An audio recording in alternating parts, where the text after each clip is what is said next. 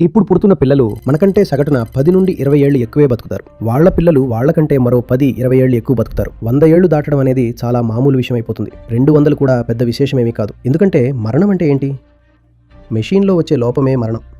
మరి సైన్స్ అన్ని మెషీన్లను బాగు చేస్తున్నట్టే ఈ మెషీన్ని కూడా బాగు చేసేస్తుంది కదా. దీన్నే కదా శరీరం అంటాం.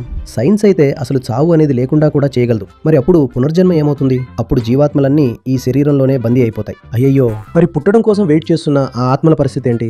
దయచేసి వేచి ఉండండి, మీరు క్యూలో ఉన్నారు. ఇక ఎవరైనా ఎప్పుడు మరణిస్తారంటే బాంబు పేలి శరీరం ముక్కలైపోతే తప్ప, లేదంటే అస్సలు చావు ఉండదు. చావు లేని రోజు రావడం ఖచ్చితంగా సాధ్యమే. ఒకవేళ సైన్స్ గనక లేకపోతే మనలో ఇక్కడ ఎవరూ కూర్చుని ఉండేవారం కాదు. బహుశా సగం మందిని కోవిడ్ తీసుకెళ్లేది. దానికంటే ముందు కొందరు టిట్నెస్తో, కొందరు పోలియోతో, స్మాల్ పాక్స్, ప్లేగుతో మరణించేవారు. అసలు ఈ చావు కారణాలన్నింటినీ ఎవరు తొలగించారు? ప్రకృతిలోని 3 గుణాల వల్లే ఈ బొమ్మ నడుస్తోంది. లోపల ఎవరో కూర్చుని ఈ బొమ్మను ఆడిస్తున్నారని ఏమీ లేదు. ఒక రోబో ఉంటుంది కదా, దాని లోపల ఎవరైనా కూర్చుంటారా? ఈ శ్లోకంలో కృష్ణుడు చెప్పింది ఇదే. మీరు కూడా రోబోలే, లోపల ఎవరూ లేరు.